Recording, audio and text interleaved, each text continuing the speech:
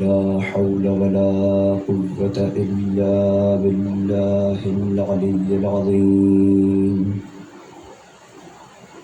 أعوذ بالله السميع العليم من الشيطان اللعين الرجيم.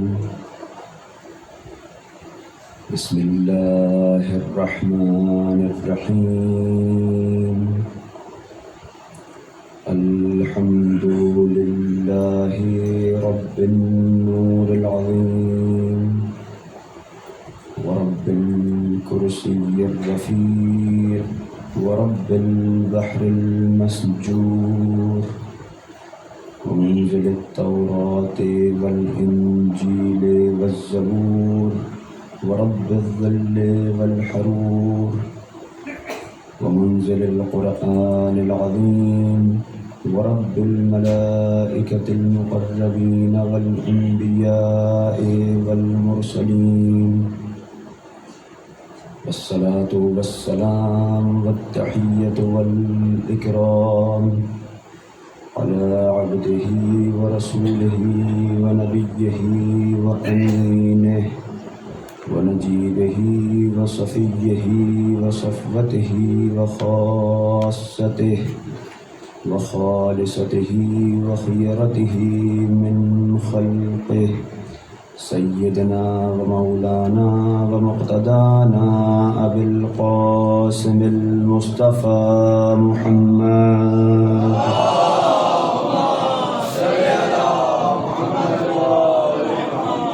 والصلاة والسلام على أهل بيته الأطيبين الأطهرين المنتخبين المنتجبين المظلومين المعصومين الأئمة الميامين الذين أذهب الله عنهم الرجس وطهرهم تطهيرا.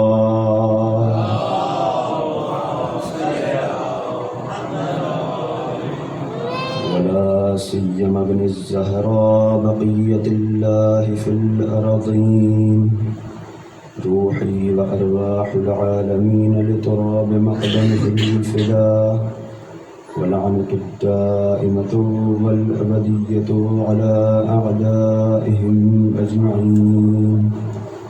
أما بعد فقد قال الله الحكيم في ذكره الكريم قالت الأعراب آمنا قل لم تؤمنوا ولكن قولوا أسلمنا ولما يدخل الإيمان في قلوبكم. اكتبوا بسم محمد وعلى محمد. اللهم صل على محمد وعلى محمد. عزاداران مظلوم کربلا حسین کے غم میں رونے والوں 1445 ہجری کا یہ محرم اور بہت تیزی سے یہ دن گزرے یہاں تک کہ آج 8ویں محرم آ گئی اور یقیناً رونے کا حق ادا نہیں ہو سکتا. عجیب ہے حسین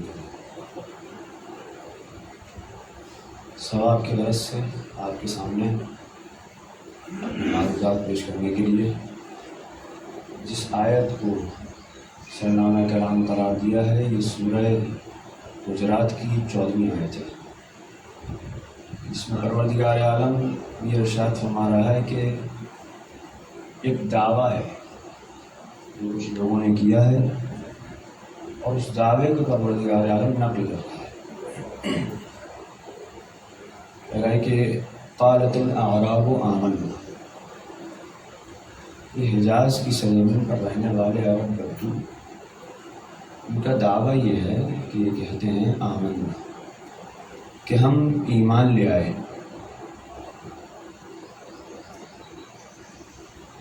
پروردگار ان کے اس دعوے کو فوراً رد کر رہا ہے،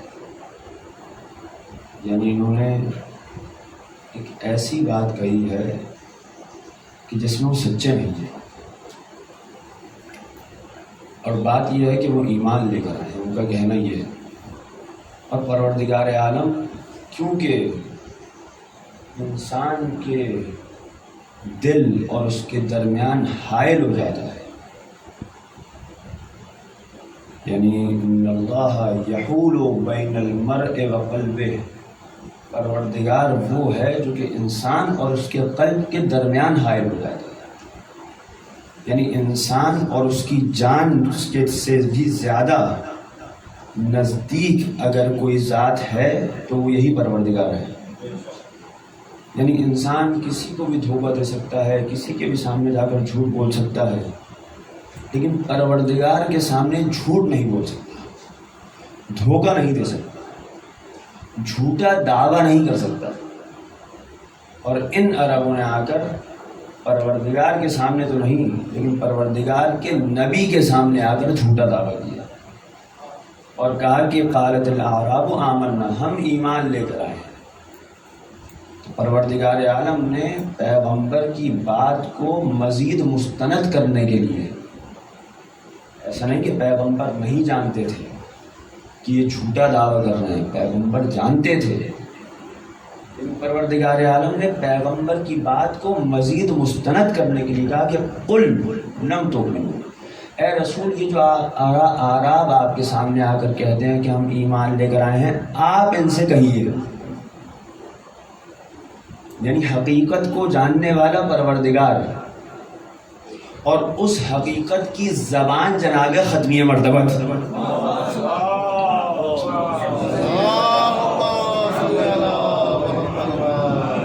تو آپ کہہ دیجئے، بات میری ہے، کہیں کہ آپ قل لم تؤمنوا، آپ کہہ دیجئے کہ تم لوگ ایمان لے کر نہیں آئے ہو، ولیکن قولوا اسلمنا، بلکہ یہ کہو کہ ہم اسلام میں داخل ہو گئے ہیں، ہم مسلمان ہو گئے ہیں، ہم اسلام لے آئے ہیں۔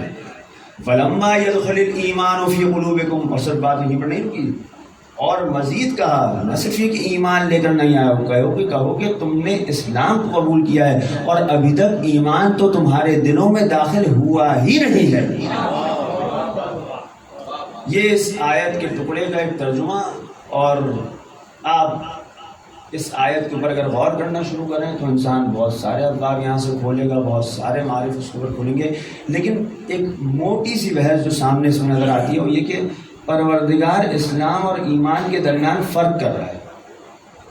پروردگار کے نزدیک اسلام ایمان نہیں ہے، اور ایمان اور اسلام میں عینیت اور تساوی نہیں پائی جاتی، یعنی اسلام ایمان کے مساوی نہیں ہے، نہ ہی ایمان اسلام کے مساوی ہے۔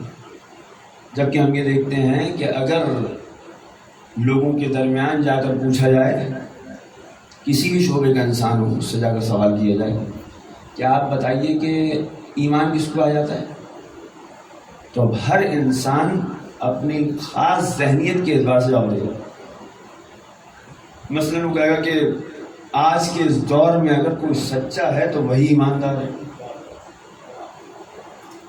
اگر آپ کسی اور سے جا کر پوچھئے جو پریکٹیکل لائف میں ہے، یعنی حلال روزی کما رہا ہے، اس سے جا کر پوچھئے کہ آپ کی نظر میں ایماندار کون ہے، کہے گا کہ آج کے اس دور میں جب حرام کا دورہ ہے، وہ انسان 2 وقت کی حلال روٹی کما لے، یہی ایماندار ہے۔ یہ ایمان کی تعریفیں ہو رہی ہیں۔ اور اسی طرح سے اگر آپ مثلاً، کیونکہ الحمدللہ ہم لوگ دیندار ہیں، دین کے ماننے والے ہیں، متدین ہیں، تو ہم آپس میں ایک دوسرے سے پوچھیں،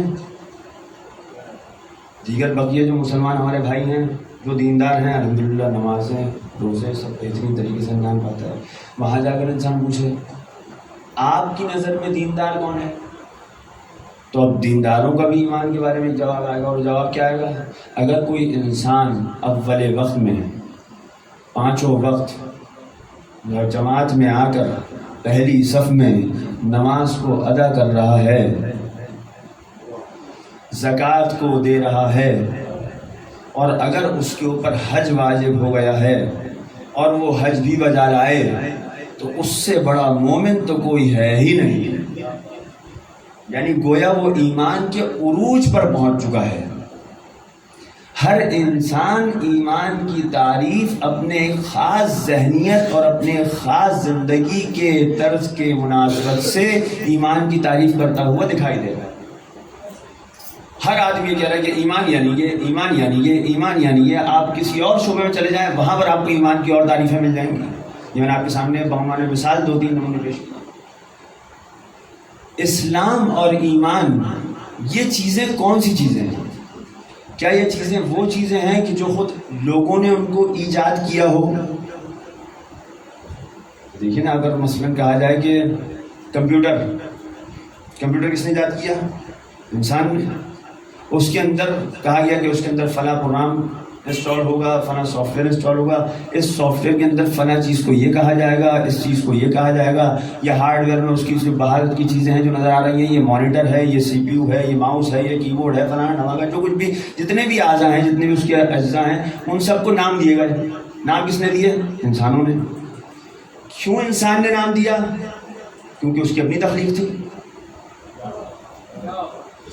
کیونکہ اس کی اپنی تخلیق تھی، اس کو اختیار حاصل تھا کہ اس کو جو چاہے نام دے دے۔ اس نے اس کی کارکردگی کو دیکھا اور کارکردگی کو دیکھتے ہوئے یا اس کے ظاہر کو دیکھتے ہوئے کہہ دیا کہ اس کو سی پی یو کہا جائے گا، اس کو مثلاً ماؤس کہا جائے گا، اس کو کی بورڈ کہا جائے گا، اس کو مانیٹر کہا جائے گا، اور اس کے اور جو بقیہ چیزیں ان کو یہ کہا جائے گا۔ اس نے کیا کیا؟ نام دے دیے۔ یہ اسلام اور ایمان کیا یہ اس طرح کی چیزیں ہیں جو کہ انسانوں نے خود سے بیٹھ کر خلق کر دی ہوں؟ کیا یہ اس طرح کے مفاہیم ہیں کہ مثلاً کسی انسان نے کھڑے ہو کر کہا کہ میں تم لوگوں کے درمیان دیکھو ایک دین لے کر آیا ہوں اور یہ دین میں ایجاد کر رہا ہوں، یہ میری تخلیق ہے، اور اس کو میں ایجاد کرنے کے بعد آج اس کا نام میں نے دیا اسلام؟ اگر یہ دین، یہ اسلام، یہ ایمان، یا ایک وسیع تر معنی میں کہوں تو یہ روحانیت اور معنویت، اس تمام کو ایجاد کرنے والا اگر انسان ہوتا تو انسان کو یہ حق حاصل تھا کہ جس طرح سے چاہے ان کی ڈیفینیشن کر دے۔ لیکن کیونکہ انسان اس کو خلق کرنے والا نہیں ہے، لہٰذا یہ اس چیز کا عہدیدار بھی نہیں ہو سکتا کہ آ کر اس کو ڈیفائن کرے یہ کون سی چیزیں ہیں۔ توجہ کیجیے گا۔ بس کہاں سے جا کر انسان پوچھے؟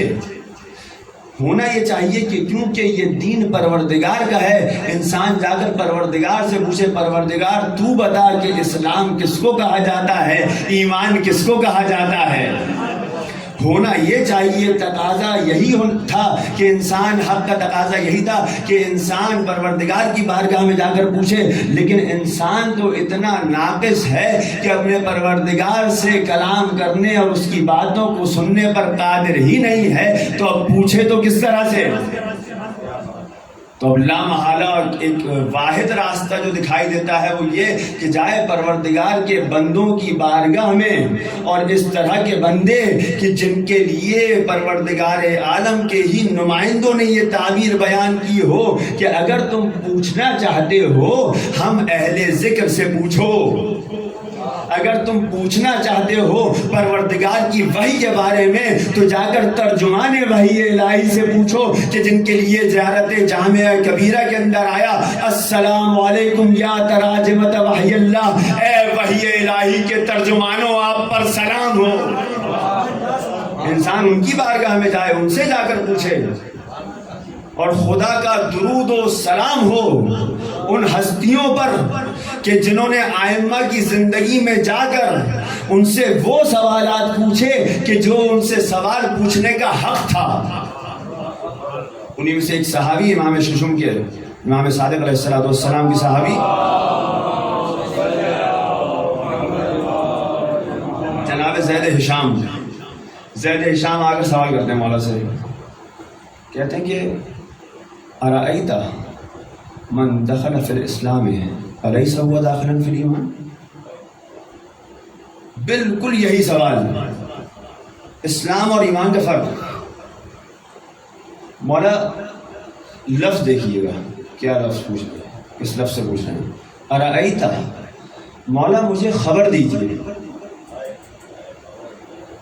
توجہ کیجیے گا، مولا مجھے اپنی نظر بتائیے نہیں، مجھے خبر دیجیے. آپ مجھے بتائیے کہیں پر کوئی واقعہ پیش آئے اور واقعہ میرے سامنے کسی اور نے نقل کیا تو اب مجھے حق حاصل ہے کہ میں کہوں کہ وہاں پر یہ ہوا. مجھے اس کا حق نہیں ہے. میں یہ کہوں گا کہ مجھے فلاں صاحب نے بتایا جو کہ فرسٹ آئی وٹنس تھے، جنہوں نے خود اپنی آنکھوں سے مشاہدہ کیا، انہوں نے مجھے یہ خبر دی کہ اس طرح سے ہے. زید کا امام سے سوال بھی اسی طرح سے ہے کہ مولا مجھے خبر دیجئے، یعنی آپ کو حقیقت کوئی اور بیان نہیں کر رہا، آپ حقیقت کو خود دیکھتے اور جانتے ہیں. اخبرنی، مجھے خبر دیجئے. خبر کیا دیجئے؟ من دخل فی الاسلام الیس هو داخلا فی الایمان، وہ انسان جو اسلام کے اندر داخل ہوا کیا وہ ایمان کے دائرے میں داخل نہیں ہوا؟ وہی سوال. امام کا جواب قال علیہ السلام لا، امام فرماتے ہیں کہ نہیں، جو اسلام میں داخل ہوا حقیقت یہ ہے کہ وہ ایمان میں داخل نہیں ہوا. ولا عجب کہ انسان ایمان میں بھی داخل نہیں ہوا تو پھر کیا ابھی تک کافر ہے؟ وَلَكِنَّهُ قَدْ أُضِيفَ إِلَى الْإِيمَانِ وَخَرَجَ مِنَ الْكُفْرِ. امام فرماتے ہیں کہ لیکن یہ انسان جب اس نے اسلام کو قبول کیا تو یہ ایمان کی طرف بڑھا اور کفر سے خارج ہو گیا. اسی لیے آپ دیکھیں گے کہ ہمارے علماء نے، ہمارے فقہاء نے، ہمارے محدثین نے احادیث کی کتب میں جب باب باندھا تو کفر کے مقابلے میں اسلام کو لے کر نہیں آئے. کتاب الکفر والایمان، کتاب ایمان و کفر، کتاب اسلام و کفر نہیں ہے. یعنی کفر کے مقابلے پر ہمیشہ ایمان ہی آئے گا. جتنا زیادہ، جتنا بڑا کفر مقابلے میں اتنا ہی بڑا، اتنا ہی عین کل ایمان آئے گا. ایک درود بھیجیے محمد والے محمد پر.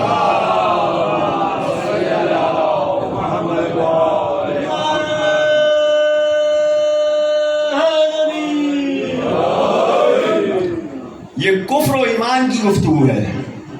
ایمان کے مقابلے میں کفر آئے گا. بس اسلام ایمان اور کفر کے درمیان کی چیز ہے. شاید زید کے چہرے پر آثار اطمینان نہیں تھے. امام جو کہ نباز فطرت انسانی ہے کہتے ہیں کہ سأضرب لك مثلا تعقل به فضل الایمان علی الاسلام. زید میں تمہیں ایک مثال دیتا ہوں، اس مثال کے ذریعے سے تم ایمان کی اسلام پر فضیلت کو سمجھنا. فرماتے ہیں کہ ارأیت لو بصرت رجلا فی المسجد اکنت تشہد انک رأیتہ فی الکعبہ. بچوں کے لیے عرض کروں، پچھلا مہینہ ذی الحج کا گزرا ہے. ذی الحج میں لوگ حج کے لیے جاتے ہیں. حج کے لیے کہاں جاتے ہیں؟ مکہ، سعودی عرب کا شہر مکہ. مکہ کے اندر ایک حدود ہے، اس کو کہا جاتا ہے حرم. حرم کے اندر ایک مسجد بنی ہوئی ہے جس کو کہا جاتا ہے مسجد الحرام. مسجد الحرام کے درمیان میں ایک عمارت بنی ہوئی ہے جس عمارت کو جناب ابراہیم علیہ السلام نے اپنے بیٹے جناب اسماعیل علیہ السلام کے ساتھ مل کر تعمیر کیا اور اس کو نام دیا گیا کعبے کا، خانہ کعبہ. اس کے گرد جا کر چکر لگایا جاتا ہے. یعنی جب انسان حج کرنا چاہتا ہے یا عمرہ کرنا چاہتا ہے تو اس کے لیے ضروری یہ ہے کہ مسجد الحرام کے اندر جائے اور کعبے کے گرد چکر لگائے. یہ مسجد الحرام اور کعبہ بچوں کے لیے میں نے بات کر دیا. امام علیہ السلام نے سوال کیا زید سے کیا سوال کیا کہ تم مجھے بتاؤ کہ تمہاری نظر کیا ہے، تم اگر کسی انسان کو مسجد الحرام کے اندر دیکھو تو کیا تم اس کے بارے میں یہ شہادت، یہ گواہی دو گے کہ تم نے اس کو کعبے کے اندر دیکھا ہے؟ زید کہتے ہیں کہ لا یجوز لی ذالک، مولا میرے لیے ایسا جائز نہیں ہے کہ جس کو میں مسجد الحرام میں دیکھوں اس کے لیے کہوں کہ میں نے اس کو کعبے میں دیکھا ہے. امام نے اگلا سوال کیا، ارأیت لو بصرت رجلا فی الکعبہ اکنت شاہدا انہ قد دخل المسجد. امام فرماتے ہیں کہ تم مجھے بتاؤ کہ اگر تم کسی انسان کو کعبے کے اندر دیکھو تو کیا تم اس کے بارے میں یہ گواہی دو گے کہ وہ مسجد الحرام کے اندر بھی داخل ہو گیا ہے؟ اب زید نے جواب دیا نعم، جی مولا۔ امام نے پھر پلٹ کر سوال کیا وہ کیف ذالک، ایسا کیسے ہوا کہ جب وہ مسجد الحرام میں گیا تو تم نے نہیں کہا کہ وہ کعبے میں بھی چلا گیا، لیکن جب کعبے میں چلا گیا تو تم نے کہا کہ وہ مسجد الحرام میں بھی داخل ہو چکا؟ کہتے ہیں کہ انہو لا یصل الکعبہ حتی یدخل المسجد، آقا وہ کعبے کے اندر داخل ہی نہیں ہو سکتا یہاں تک کہ مسجد الحرام میں داخل ہو جائے۔ زید کا یہ جواب دینا تھا کہ امام نے شاباشیں دی، احسنتا و اصبتا، شاباش اے زید، بالکل صحیح جواب دیا ہے۔ کذالک الاسلام والایمان، ایمان اور اسلام بھی اسی طرح سے ہے۔ ایک درود بھیجیے محمد والے محمد پر۔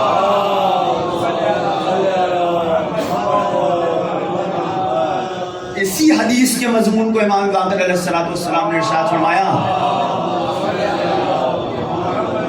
ان اللہ عز وجل فضل الکعبۃ علی المسجد الحرام بدرجۃ، پروردگار عالم نے اسلام، ایمان کو اسلام پر اسی طرح سے ایک درجہ فضیلت دی ہے جس طرح سے کعبے کو مسجد الحرام پر فضیلت دی ہے۔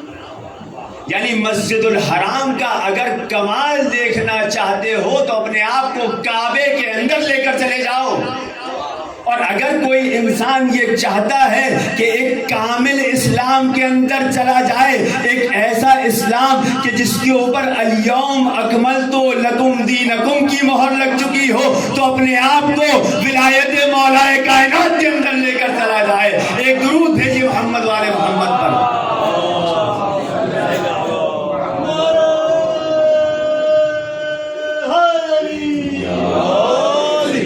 آپ توجہ کر رہے ہیں امام کی مثال پر، یعنی پروردگار کے نمائندے کس کس طرح سے انسان کی ہدایت کرے، اور یہ بدبخت انسان اس کے بعد بھی ہدایت نہ پائے۔ کیا تشبیہ دی ایمان کو؟ کعبے سے۔ مولا کائنات کے بارے میں ارشاد فرمایا مثل علی مثل الکعبہ، علی کی مثل کعبے کی مثل ہے۔ یعنی آپ اگر ایمان کو دیکھنا چاہیں، آپ اگر علی کو دیکھنا چاہیں، آپ اگر کعبے کو دیکھنا چاہیں، یا ایک اور حدیث پیغمبر کی، علی مع القرآن والقرآن مع علی، علی قرآن کے ساتھ ہے اور قرآن علی کے ساتھ ہے۔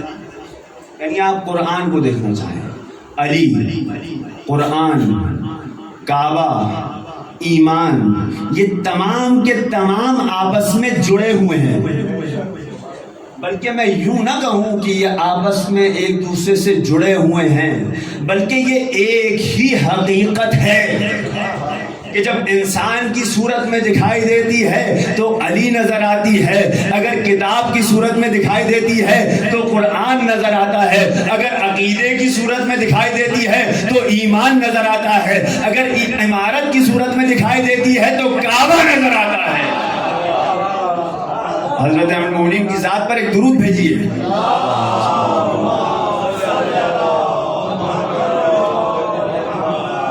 غرض اسلام اور ایمان میں فرق ہے، اور عجیب یعنی پیغمبر کی تعبیر ہے، علی مع القرآن والقرآن مع علی، علی قرآن کے ساتھ ہے اور قرآن علی کے ساتھ ہے، کسی خاص مرحلے تک۔ لن یفترقا حتی یرد علی الحوض، یہ دونوں ایک دوسرے سے جدا نہیں ہوں گے یہاں تک کہ حوض کوثر پر میرے پاس آن پہنچے۔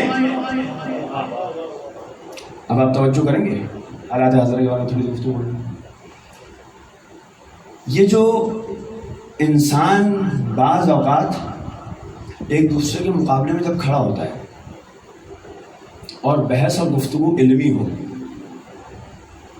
تو اس علمی گفتگو میں انسان جواب بھی علمی دیتا ہے، ایسے ہی ہوتا ہے۔ اگر کسی نے کوئی علمی اعتراض کیا تو حق یہ ہے کہ جواب بھی علمی طریقے سے دیا جائے، ایسے ہی۔ اس لیے آپ دیکھتے ہیں کہ مثلاً ہمارے مکتب پر بے تحاشا اعتراضات ہوتے ہیں، لیکن مکتب تشیع کا خاصہ کیا ہے کہ مکتب تشیع ہمیشہ اس منبر سے علمی جواب دیتا چلا آیا ہے۔ تشیع تشدد کو اختیار نہیں ہے۔ تشدد کہاں اختیار کیا جاتا ہے؟ تشدد وہاں اختیار کیا جاتا ہے جہاں پر کوئی دلیل نہ ہو۔ کسی نے اعتراض کیا یا آپ نے دوسروں پر اعتراض کیا، ابھی بھی آپ نیٹ پر جا کر سرچ کریں، بعض مناظرے موجود ہیں نیٹ پر، مناظرہ یعنی علمی مناظرہ ہو رہا ہے، یعنی یہاں سے اعتراض کیا جائے گا ان کے اوپر، وہ جواب دیں گے اور پھر یہاں پر اعتراض کریں گے اس کے اوپر۔ اسی طرح سے مناظرہ یعنی یہ علمی نظروں کا تبادلہ خیال ہو رہا مناظرہ ہے، اور آپ کو ویڈیو میں نظر آئے گا کچھ لوگ ڈنڈا بردار کھڑے ہوئے ہیں، ڈنڈا بردار۔ یہ کیوں کھڑے ہوئے ہیں؟ ان کو پتہ ہے کہ اگر ادھر سے جواب ایسا آیا کہ جس کا جواب نہیں دے سکے تو اب آخری حل ڈنڈا ہے۔ یعنی کیا؟ یعنی جب اپنے آپ کو علمی اعتبار سے کمزور پایا، جہاں ان کی دلیلیں دم توڑ گئیں، وہاں پر تشدد کا راستہ اختیار کیا جائے گا۔ اور چونکہ مکتب تشیع باب مدینۃ العلم سے پیوستہ ہے، لہٰذا کبھی بھی مکتب تشیع کو اس طرح کے اوچھے ہتھ کنڈے اختیار کرنے کی ضرورت ہی پیش نہیں آتی۔ پیغمبر نے مولا کائنات کے لیے کیا ارشاد فرمایا؟ علی مع القرآن والقرآن مع علی، علی قرآن کے ساتھ ہے اور قرآن علی کے ساتھ ہے۔ قرآن مجید ایک ایسی کتاب ہے پروردگار عالم کی طرف سے کہ اس نے اس کو بغیر کسی نقص کے پوری عصمت کے ساتھ انسانوں کے درمیان بھیجا، اس لیے کہ ان کی ہدایت کرے۔ ہمارے یہاں کے بعض افراد، بعض غرب زدہ افراد جو کہ غرب سے بہت زیادہ متاثر ہیں، وہ کہتے ہیں کہ علم تو وہاں پر ہے، علم غرب میں ہے، علم وہاں پر ہے، ترقی انہوں نے کی ہے، اگر علم حاصل کرنا ہے وہاں جاؤ۔ یعنی عجیب ہے کہ ایک انسان جو کہ نجف سے وابستہ ہو اور وہ یہ کہے کہ علم وہاں پر ہے۔ اگر علم وہاں پر ہو اور ان کو قرآن کے اوپر اعتراض ہو تو ہونا کیا چاہیے؟ قاعدتاً ہونا چاہیے کہ بھائی آپ اپنا اعتراض پیش کریں، ادھر سے جو اہل قرآن ہیں وہ آپ کو جواب دیں گے۔ لیکن آپ کیا دیکھتے ہیں گزشتہ کچھ سالوں سے کیا ہو رہا ہے کہ قرآن مجید اتنی عظیم کتاب ہے، اتنی باعظمت کتاب ہے کہ اس کے اندر کوئی نقص و عیب نہیں ڈھونڈ پا رہے، اور جب کوئی نقص و عیب نہیں ڈھونڈ پا رہے تو آ کر اس قرآن کی ساحت میں توہین کرتے ہیں، اہانت کرتے ہیں۔ آپ جانتے ہیں اہانت کیوں ہو رہی ہے؟ جانتے ہیں یہ اہانت اس لیے ہو رہی ہے کہ پیغمبر نے کہہ دیا تھا کہ علی مع القرآن والقرآن مع علی، علی قرآن کے ساتھ ہے اور قرآن علی کے ساتھ ہے۔ آج کی کائنات میں، آج کے دور میں آپ اس پوری دنیا کے اندر اٹھا کر دیکھ لیجئے، عالم کفر کو اسلام سے مسئلہ نہیں ہے۔ عالم کفر کے لیے جو چیز اس کے گلے میں ہڈی کی طرح سے پھنسی ہوئی ہے وہ یہی تشیع ہے، وہ یہی ولایت مولا کائنات ہے کہ جس نے ان لوگوں کو ہر میدان میں شکست دی ہے۔ اور اب کیونکہ قرآن مجید کی بارگاہ میں آ کر کسی طرح کا کوئی نقص و عیب نہیں نکال سکتے، بالکل اسی طرح سے جس طرح سے مولا کائنات کی ذات کو بے نقص و عیب پاتے ہیں، تو اپنی مجبوری، اپنی جہالت کا اعلان کرنے کے لیے اس عظیم کتاب کی توہین کرتے دکھائی دے رہے ہیں۔ اور یہ یقیناً ان کی جہالت کا ثبوت ہے کہ اگر انسان جاہل نہ ہو تو اس طرح کے کام نہ کرے، انسان اگر عالم ہو تو بیٹھ کر علمی مذاکرہ و مباحثہ و مناظرہ کرے۔ لیکن خود یہ کام کرنا یہ بتا رہا ہے کہ پوری طرح سے اپنی شکست کو تسلیم کر چکے ہیں۔ اور کیسے تسلیم نہ کرے کہ تاریخ میں بھی ان کا وتیرہ یہی رہا ہے۔ علی کے سامنے جب آئے تو جہاں پر بھی علی سے مناظرہ و مقابلہ کرنے کی کوشش کی، وہاں ان کو سوائے فحش گوئی کے، سوائے توہین کے کچھ نظر نہیں آیا۔ غرض میں واپس آؤں اپنے موضوع پر، اسلام اور ایمان۔ اسلام ایمان نہیں ہے، مولانا نے بتا دیا۔ اسلام ضروری ہے ایمان میں داخل ہونے کے لیے، لیکن ہر مسلمان مومن ہو یا نہیں ہو، فرق ہے ان دونوں میں۔ کیا ہے اسلام، کیا ہے ایمان، اس کو بھی انسان چل کر، یعنی اب جو ہم نے معصوم کی بارگاہ میں جا کر سوال کیا اس سے پتہ چلا کہ یہ دونوں مساوی نہیں ہیں، ان کی حقیقت کیا ہے، اسلام کیا ہے، ایمان کیا ہے، وہ جا کر پوچھیں انسان، انہی سے جا کر پوچھیں۔ اور سوال کرنے والے سوال کیا اسی طرح سے، مولا اسلام کیا ہے؟ فرماتے ہیں الاسلام ما علیہ المناکح والموارث وحقن الدماء، اسلام وہ چیز ہے کہ جس کی بنیاد پر انسان کی جان و مال و عزت و ناموس محفوظ ہو جاتی ہے۔ دیکھ رہے ہیں، اسلام اگر کوئی لے کر آتا ہے تو اس کی تینوں کی تینوں چیزیں محترم ہیں۔ یعنی انسان اگر کسی جنگ کے میدان میں ہے اور وہاں پر تلوار مولا کائنات کے نیچے آ گیا اور آتے ہی اپنی جان بچانے کے لیے کہتا ہے اشہدو ان لا الہ الا اللہ وحدہ لا شریک لہ واشہدو ان محمدا عبدہ ورسولہ، تو اس کے بعد اس کی جان و مال و عزت و آبرو محفوظ ہو جائے گی۔ یا پیغمبر اگر اپنے اخلاق سے مکے کو فتح کر لے اور فتح مکہ کے وقت کوئی انسان مجبور ہو جائے اور مجبوری کے صورت میں اس کو شہادتین پڑھنی پڑ جائے، تو اس انسان کے اسلام کو لوگوں کے ایمان کا جز مت بنا دینا۔ وہ انسان اسلام کے ادنا ترین مرتبے پر ہے۔ یہ اسلام کجا کہ جہاں پر اپنی جان بچانے کے لیے شہادتین کا اقرار کر رہا ہے، وہ توجہ کیجیے گا، جو کہ معرفت کے بعد ہے، معرفت کے بعد اقرار ہے کیا؟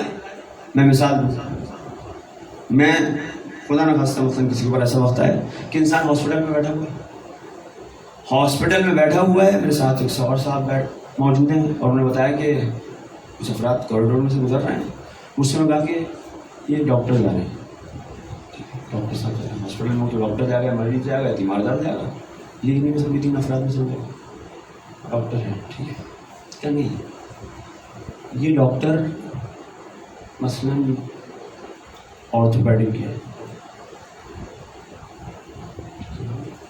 نہیں یہ فلاں آرتھوپیڈک کے ڈاکٹر ہیں کہ جنہوں نے آپ کے عزیز کا آپریشن کیا تھا، اب میں ان پہ کھڑا ہو گیا، توجہ دیجیے، یا ڈاکٹر ہی جا رہا ہے، جانے نے بتایا کہ ڈاکٹر جا رہے ہیں، مجھے ٹھیک ہے، کئی ہارٹ اسپیشلسٹ ہیں، ٹھیک ہے کہ نہیں، یہ وہی ہارٹ اسپیشلسٹ ہیں مثلا جنہوں نے فلاں آپ کے عزیز کا بائی پاس کا آپریشن کیا تھا۔ اب میں فوراً اٹھ کر کھڑا ہوا، جھکا ان کے سامنے، ان سے بڑھ کر ہاتھ ملایا، ان کے ہاتھ کو چوما، کیوں؟ کیونکہ مجھے یہ پتہ چل گیا کہ یہ ڈاکٹر وہ ہے جس نے میرے ایک عزیز کی جان بچائی تھی۔ جب تک نہیں جانتا تھا تو میں نے کہا، سننے پر کہا کہ ہاں سے یہ ڈاکٹر ہوگا، گزر رہا ہوگا، لیکن جیسے ہی میں نے پہچانا تو اب میں سکون سے نہیں بیٹھا، اب میں اٹھ کر کھڑا ہوا، میں نے اس کے سامنے احترام کا اظہار کیا، میں اس کے سامنے جھک گیا، میں نے اس کے ہاتھ کو چوما، میں نے اس کا شکریہ ادا کیا۔ اقرار جب صرف زبان سے ہو رہا ہے تو اس وقت ہو سکتا ہے انسان کو نہ پتا ہو کہ جب اس سے کہا جا رہا ہے کہ کہو اشہد ان لا الہ الا اللہ وحدہ لا شریک لہ، جب اس سے کہا گیا کہ تم پروردگار کی وحدانیت کی شہادت دو، تو وہ شہادت دے اور اسے پتہ ہی نہ ہو کہ اللہ یعنی کیا، وہ سمجھے اللہ یعنی ایک ایسی مخلوق کہ جیسا میں ہوں، میرے بھی مثلا 2 پاؤں ہیں، اس کے بھی 2 پاؤں ہیں، میرے بھی 2 ہاتھ ہیں، اس کے بھی 2 ہاتھ ہیں، کیونکہ قرآن میں آ گیا ید اللہ فوق ایدیہم، پروردگار کے ہاتھ تمہارے ہاتھوں کے اوپر ہیں، بس اس کے ہاتھ بھی ہیں، جب ہاتھ ہیں تو شانے بھی ہیں، جب شانہ ہے تو مثلا بدن بھی ہے، جب بدن ہے تو اوپر سر بھی ہے۔ گویا اس سے کہا گیا کہو کہ اشہد ان لا الہ الا اللہ وحدہ لا شریک لہ، کہو کہ پروردگار معبود ہے، تنہا ہے، اس کا کوئی شریک نہیں ہے۔ انسان نے سمجھا کہ ایک بہت بڑا انسان کہ جس کے ساتھ کوئی شریک نہیں ہے وہی معبود ہے، یعنی اس نے شہادتین تو کہی لیکن معرفت کے بغیر. اب آپ توجہ کیجئے گا معصوم کی اس تعبیر کی طرف. اما الایمان فالاقرار بعد المعرفہ. یہ ایمان اقرار کا ہی نام ہے لیکن یہ اقرار معرفت کے بعد ہے.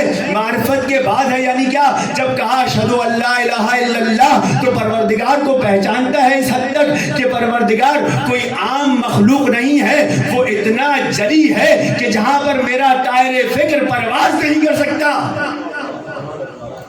اور یہ انسان نے کیسے سمجھا؟ جب پیغمبر کی بارگاہ میں آیا. جب پیغمبر کی بارگاہ میں آیا تو پیغمبر کی بھی معرفت کے بعد اقرار کیا. پیغمبر کو قل انما انا بشر مثلکم سے نہیں سمجھا کہ کہہ دیجئے میں تمہاری ہی طرح کا انسان ہوں، بلکہ اس نے پوری آیت کو لیا. یوحا الیہ، تمہارے جیسا دکھائی دیتا ہوں لیکن تمہارے جیسا نہیں ہوں. میرے اوپر وحی نازل ہوتی ہے. تو پیغمبر کو اپنے جیسا کہہ کر پیغمبر کی بھی توہین نہیں کرتا، پیغمبر کی بھی معرفت حاصل کرتا ہے. جب پیغمبر کے وحی الہی کے سلسلے سے جڑتا ہے تو پیغمبر کو پوری طرح سے تسلیم کر کے پیغمبر کی ایک ایک بات کو مانتا ہے. جب ایک ایک بات کو مانتا ہے تو پیغمبر کی زندگی کے آخری ایام میں آتا ہے جہاں پر پیغمبر غدیر کے میدان میں کھڑے ہو کر کہتے ہیں من کنت مولا ہو فہذا علی مولا. جس کا میں مولا ہوں اس کا یہ علی مولا ہے. یعنی وہاں پر انسان جب معرفت الہی سے شروع ہوتا ہے تو معرفت رسول پہ بھی آتا ہے، معرفت امام پہ بھی آتا ہے. اور جب معرفت امام پر آتا ہے تو پھر سکون سے نہیں بیٹھ پاتا. اس کے اندر ایک ہیاہو ایجاد ہوتا ہے، ایک تہلکہ مچتا ہے. اور جب تہلکہ مچتا ہے تو نتیجے میں حسین کے محبت کے اداکاری دکھائی دیتی ہے. ایک درود بھیجیے محمد والے محمد.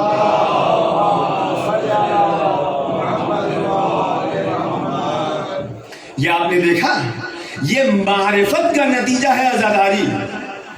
یہ ایمان کا مظہر ہے عزاداری.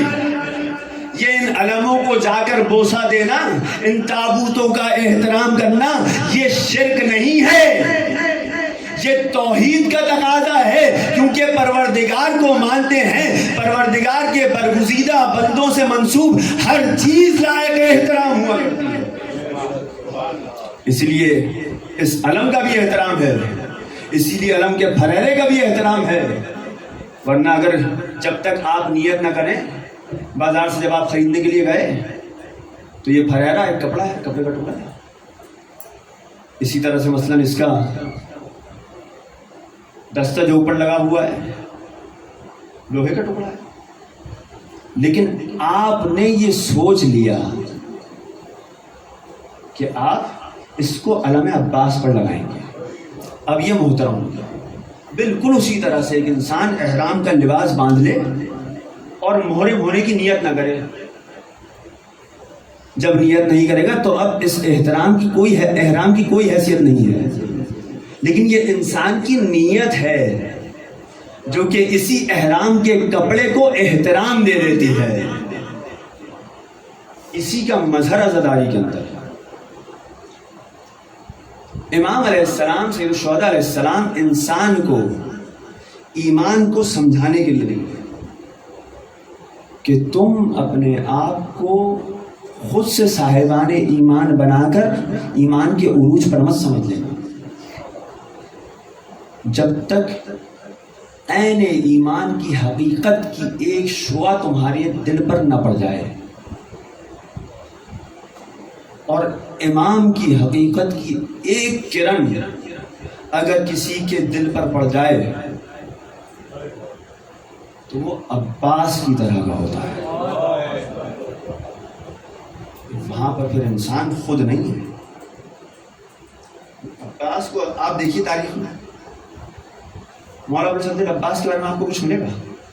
گنتی کے چند واقعات. کیوں نہیں ملیں گے؟ بعض لوگ چاہتے ہیں مولانا عباس کو کتاب لکھیں اور بہت ساری چیزیں مولانا عباس کے بارے میں جمع کریں. خود شخص سے حضرت عباس علیہ السلام کے بارے میں نہیں ہو پاتی. ان کے خاندان کے بارے میں لکھیں گے، جناب ام المؤمنین کے بارے میں لکھیں گے، جناب عباس کے بھائیوں کے بارے میں لکھیں گے، پہلے مثلا ان کے والدہ کے خاندان میں کیا کیا خصوصیات تھیں اس قبیلے میں، وہ سب لکھیں گے، سب کچھ لکھیں گے. لیکن عباس کے بارے میں کچھ نہیں ملتا. کیوں نہیں ملتا؟ آپ نے کبھی غور کیا اس پر؟ عباس اپنے آپ کو امام کے اندر منحل کر چکے ہیں، ضم کر دیا عباس نے اپنے آپ کو. عباس نے اپنی ذات کو باقی رکھا ہی نہیں. یعنی مطلب کیا اس کا جانتے ہیں آپ؟ یعنی عباس کی کرامتیں، عباس کو دیکھتے ہوئے، عباس کی مصیبت، عباس کی مظلومیت، اس کو دیکھتے ہوئے کوئی بھی عباس تک آئے، عباس پر نہ رکے، فوراً حسین تک جائے گا. اس لیے عباس کو باب الحسین کہا جاتا ہے. جو لوگ کربلا گئے ہیں بڑا خوش نصیب ہیں، اور انشاءاللہ جو نہیں ہے پروردگار انشاءاللہ ان کو جلد از جلد لے کر جائے. کربلا کے آداب میں سے بیان کیا جاتا ہے کہ جب انسان کربلا میں داخل ہو تو اس طرح سے داخل ہو سب سے پہلے اس کو مولا عباس کا حرم نظر آئے، جو علماء بیان کرتے ہیں. اور کہتے ہیں کہ امام حسین کی زیارت سے پہلے جناب مولا عباس کی زیارت کے لیے جاؤ. کیوں؟ کیونکہ عباس باب الحسین ہے، حسین کا دروازہ ہے. عباس اجازت دیں گے تو حسین تمہیں آنے دیں گے. یعنی عباس نے اپنے آپ کو نہیں رکھا با. عجیب، انسان مقتل کو پڑھتا ہے آنکھیں روشنی کے. 28 رجب کو جو قافلہ چلنے کی تیاری کر رہا ہے اس وقت کیا ہوا ہے؟ تاریخ نے لکھا کہ راوی کہتا ہے میں چاہتا تھا کہ میں عرب کے شہنشاہ کی چاہ و عظمت کو دیکھوں، اس کے شکوہ و جلال کو دیکھوں. تو میں نے 28 رجب کو دیکھا کہ فاطمہ کا لال اپنے گھر کے باہر کرسی ڈالے بیٹھا ہوا ہے اور عجیب شان سے بیٹھا ہوا ہے. لوگ کچھ کھڑے ہوئے ہیں راستے میں بنی ہاشم کے. اتنے میں گھر سے ایک طویل القامت جوان باہر آتا ہے اور اس کے ساتھ پیچھے 2 خواتین چل رہی ہیں. سامنے کچھ ہماریاں کھڑی ہوئی ہیں، محفل ہیں. وہاں پر جا کر ان خواتین کی عجیب شان ہے کہ طویل القامت جوان فوراً جھکتا ہے، اپنے زانوں کو توڑتا ہے. یہ بیوی اس کے زانوں پر اپنا پاؤں رکھتی ہے، اپنے ہاتھ کا سہارا دیتا ہے اور محفل پہ سوار کرواتا ہے. دوسری بیوی کو بھی اسی طرح سے دوسرے محفل پر سوار کرواتا ہے. اور اس کے بعد راوی کہتا ہے 2 چھوٹی چھوٹی بچیاں آتی ہیں جس میں سے ایک کا نام سکینہ تھا کہ پروردگار نے اس جیسی بچی دنیا میں خلق ہی نہیں کی. یہ راوی کہہ رہا ہے، نہ جانے اس نے سکینہ کے اندر کیا دیکھا ہے. اور اس بچی کو، دونوں بچیوں کو ایک محفل کے اندر بٹھا دیا جاتا ہے. میں نے سوال کیا کہ یہ جوان کون تھا؟ بتانے والے نے بتایا کہ یہ عباس تھے، قمر منیر بنی ہاشم. کہیں بیویاں کون تھی؟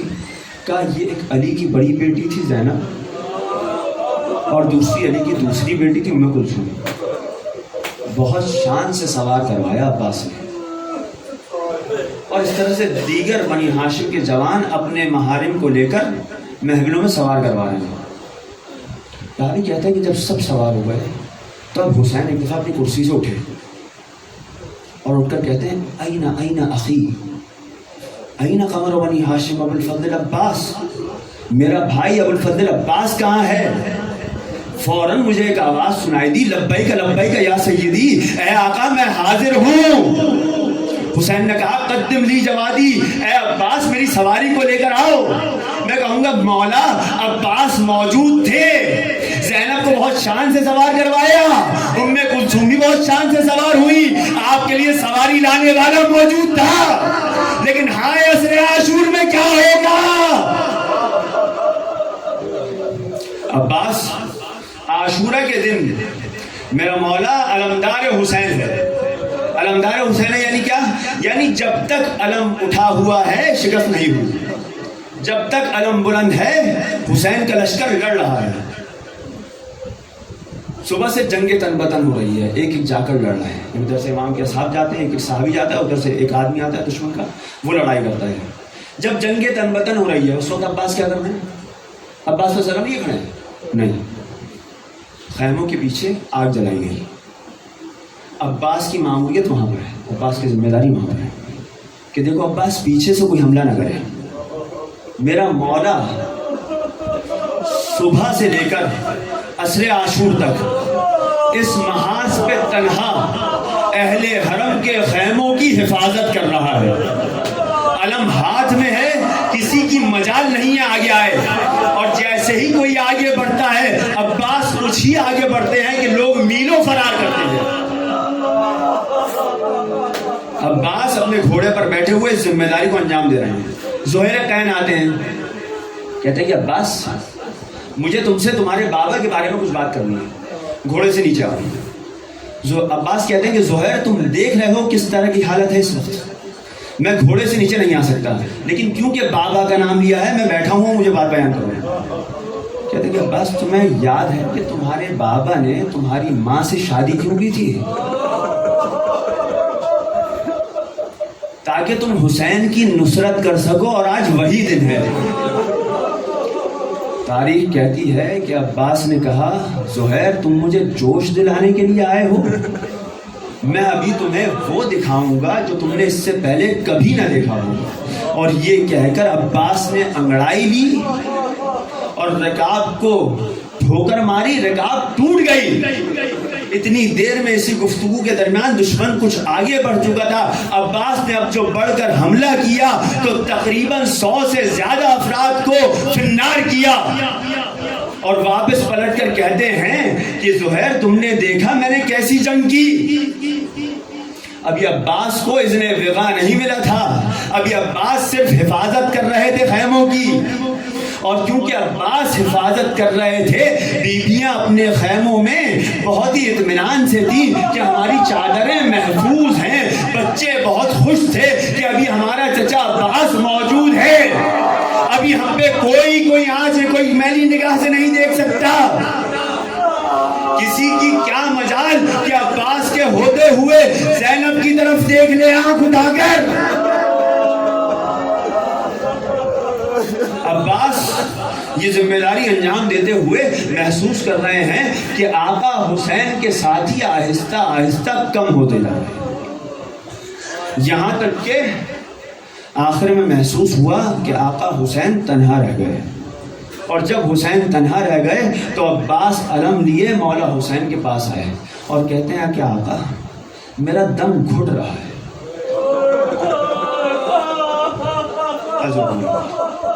میرا دم گھٹ رہا ہے, میں چاہتا ہوں جا کر اپنے ساتھیوں کا انتقام لوں.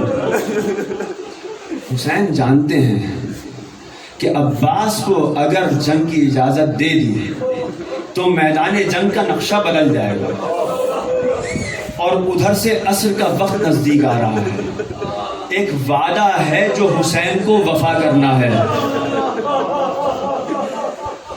اب حسین کس طرح سے عباس کو جانے کے لیے روکے ہیں. عباس تم تو میرے لشکر کے علمدار ہو, تمہیں کیسے جانے دوں. عباس نے ایک دفعہ دائیں مڑ کر دیکھا, ایک دفعہ بائیں مڑ کر دیکھا, ہاتھ جوڑ کے آقا سے کہا آقا وہ لشکر کہاں ہے کہ جس کا میں علمدار ہوں.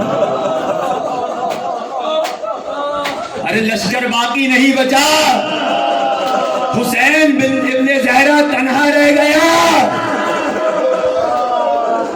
عباس نہیں چاہتے کہ حسین تو باقی رہے اور میں حسین کے بغیر زندہ رہ جاؤں.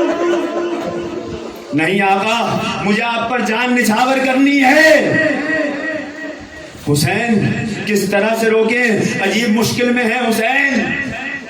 خیمے سے بچوں کی آواز آئی, العطش العطش, ہمیں پیاس لگ رہی ہے, ہم پیاسے ہیں. ایک بچی کی العطش کی آواز نے حسین کی مشکل کو حل کر دیا. عباس جانا چاہتے ہو جاؤ, جانے سے پہلے بچوں کو پانی کی سبیل کروا دو. اتنے جہاد نہ ملا میرے مولا کو, بچوں کے لیے پانی لے آؤ. عباس گئے اس خیمے میں کہ جس خیمے میں پانی کا اہتمام تھا, لیکن 3 دن سے یہ خیمہ خشک پڑا ہوا تھا, مشکیزیں خالی تھے. عباس خیمے کے اندر گئے. مقتل نے 2 طرح سے لکھا. جب داخل ہوئے تو دیکھا کہ بچے پیاسے ہیں, اور یہ پیاسے بچے ایک دفعہ مقتل نے لکھا کہ اس عالم میں ہیں کہ کہ بچوں نے خالی مشکیزوں کو اپنے پیٹ سے لگایا ہوا ہے.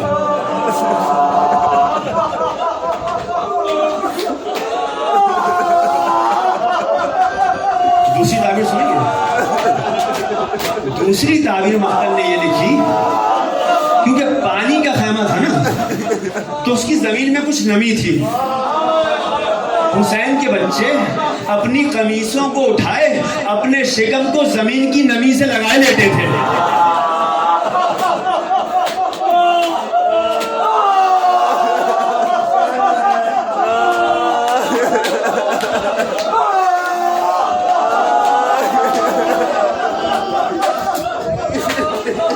پوری کائنات پانی پی سکتی تھی, وحشی درندے پانی پی سکتے تھے, لیکن یہ پانی حسین کے بچوں پر حرام کر دیا گیا. نہ جانے عباس کے لیے کتنا سخت ہوگا. کفیل بنی ہاشم ہے عباس.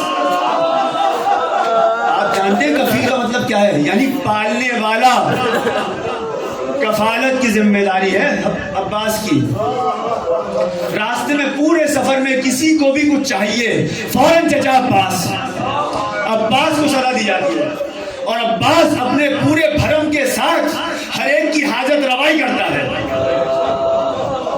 لیکن عصر عاشور میں عباس کے لیے کتنا سخت ہوا ہوگا. عصر عاشور میں عباس کے لیے جنگ کرنا آسان تھا, مشکیزے میں پانی بھر کر لانا سخت تھا.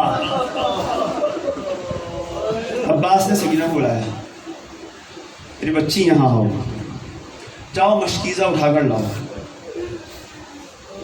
سکینہ گئی, مشکیزے کو اٹھایا اور بہت خوشی خوشی واپس آئی.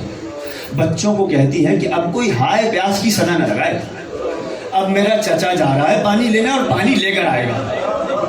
اعتماد دیکھ رہے ہیں آپ بچی کا. یہ خالی سکینہ کا اعتماد نہیں تھا, یہ زینب کا بھی اعتماد تھا. جب سکینہ کو مشکیزہ لے جاتے ہوئے زینب نے دیکھا تو پوچھا کہ کہاں سکینہ؟ کہا کہ چچا عباس نے کہا ہے کہ مشکیزہ لے کر آؤں, لہذا مشکیزہ لے کر جا رہے ہیں. ثانیہ زہرا کہتی ہے سکینہ سے کہ جاؤ عباس کو بلا کر لاؤ. عباس حاضر ہوئے بیوی کے بارگاہ میں, سب کچھ ہوا ہے کھڑے. بیوی آپ نے بلایا؟ کہا ہاں عباس, میں چھوٹی تھی, گھر کے صحن میں تھی, بابا کے زانوں پر بیٹھی ہوئی تھی, میرے شانے سے ردا سرک گئی. بابا نے میرے شانے کا بوسہ لیا اور رونے لگے. میں نے کہا بابا رونے کی وجہ؟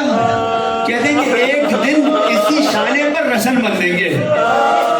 عباس میری سمجھ میں نہیں آتا تھا کہ تم جیسا بھائی ہوتے ہوئے ایسا کیسے ممکن ہے میرے شانوں پر رسن بن جائیں, لیکن اب میں سمجھ گئی. عباس نے مشکیزہ لیا, مشکیزہ لے کر چلا. مقتل کہتا ہے کہ القمہ تک جانے کے لیے جب عباس چلے ہیں, کسی لائن میں اتنی مجال نہیں تھی کہ عباس کی طرف بڑھ کر حملہ کر دے. میرا مولا آگے بڑھتا ہے اور تمام کے تمام اشقیاء پیچھے ہوتے چلے جاتے ہیں. ہزاروں کا مجمع ہے, کوئی ایک بھی بڑھ کر جرأت نہ کر سکا کہ عباس کے اوپر حملہ کر دے. یہ علی کا شیر دریا کو فتح کرتے ہوئے پہنچا. گھوڑا پہلے پانی کی ترائی میں اترا, اس کے پاؤں تر ہوئے. عباس گھوڑے سے اترے, عباس کے پاؤں تر ہوئے.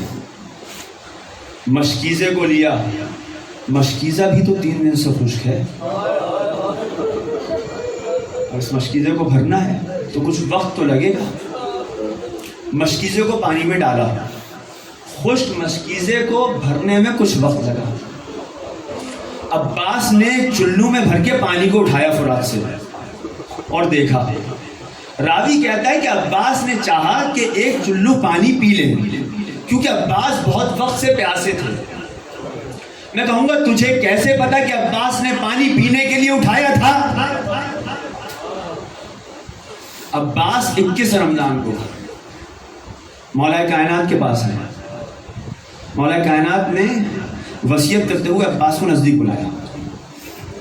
نزدیک بلا کر کہتے ہیں عباس جب عاشورہ کا دن آئے اور تم دریا کے کنارے پہنچو تو دیکھو میرے لال پانی مت پینا کہ جب تمہارا آقا حسین پیاسا ہو.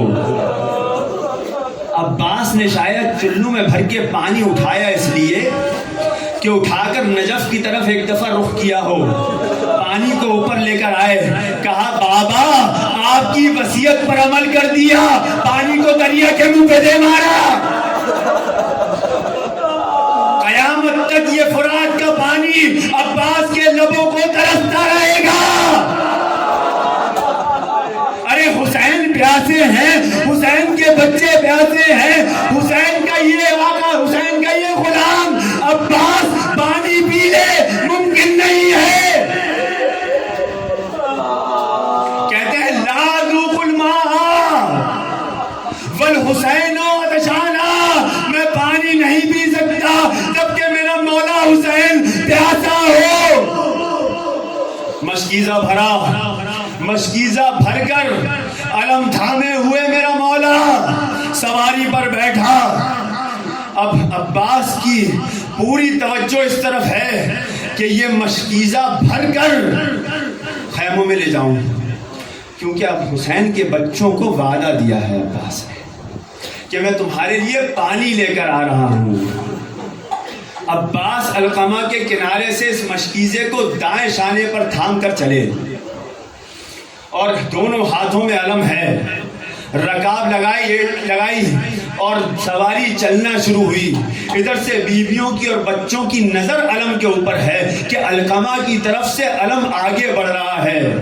جیسے جیسے علم آگے بڑھ رہا ہے بیویاں اور بچے خوش ہو رہے ہیں کہ پانی آنے والا ہے, ہمارا کفیل عباس پانی لے کر آ رہا ہے. عباس کیونکہ جری ہیں, کسی میں اتنی جرت نہیں ہے کہ عباس کو آگے سے بڑھ کر حملہ کرے. ایک لعین نے چھپ کر عباس کے دائیں بازو پر تلوار کا وار کیا. میرا مولا کا دائیں بازو قلم ہوا, دائیں بازو کا قلم ہونا تھا کہ مشکیزے کو بائیں بازو میں لیا اور کہتے ہوئے جاتے ہیں واللہ لو قطعتم یمینی انی احامی ابدا عن دینی, خدا کی قسم اگر میرا دایاں بازو کاٹ دو گے تب بھی میں اپنے دین حسین کی حمایت سے باز نہ آؤں گا. یہ کہتے جاتے ہیں اور آگے بڑھتے جاتے ہیں. کچھ اور آگے بڑھے, ایک لائن نے دوبارہ چھپ کر تلوار کا بائیں بازو پر وار کیا. بائیں بازو پر وار سے عباس کا بائیں بازو قلم ہوا. اب میرے مولا نے مشکیزے کو اپنے دانتوں میں لیا, علم کو اپنے گھٹنوں میں دبایا. عجیب ذمہ داری ہے عباس کی, علم کو بھی سنبھالنا ہے, مشکیزے کو بھی لے کر جانا ہے.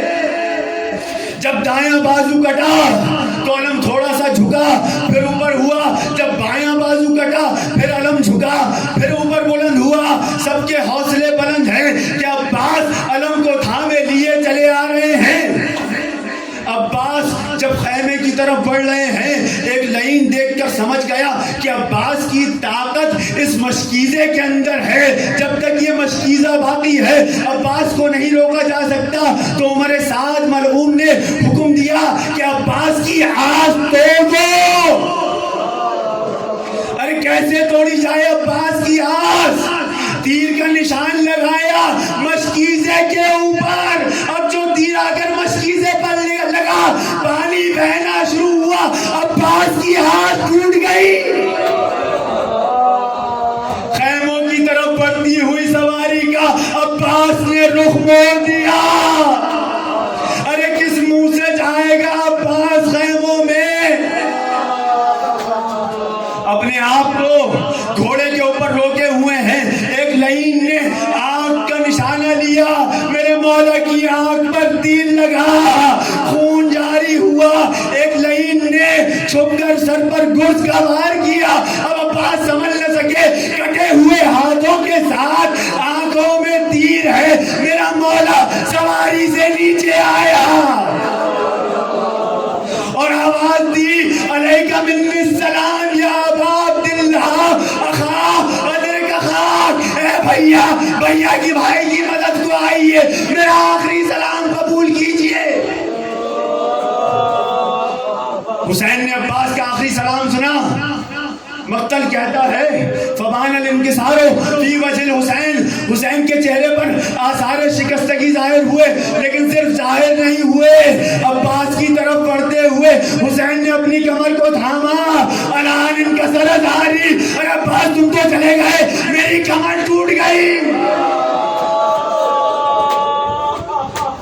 عباس کی بالین پر آئے حسین، آنکھ پہ خوش خون ہے، آقا آپ سے ایک التجا ہے، کہو میرے بھائی عباس کیا ہے تمہاری حاجت؟ بھیا آقا میری آنکھ پر سے خون کو صاف کر دیجئے، میں آپ کی زیارت کرنا چاہتا ہوں۔ حسین نے عباس کی آنکھ پر سے خون کو صاف کیا، کہا آقا ایک اور التجا ہے، کہا کیا عباس؟ کہا آقا میرے لاشے کو خیموں میں لے کر مت جائیے گا۔ کہا کیوں؟ کہا میں بچوں کو پانی کا وعدہ دے کر آیا تھا، ارے میں کس طرح سے خیموں میں جاؤں گا؟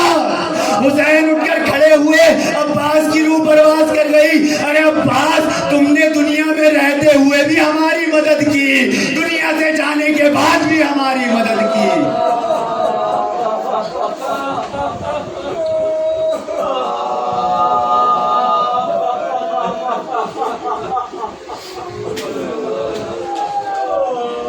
اللہ ورحمۃ اللہ علی القوم الظالمین وسلام الذین ظلموا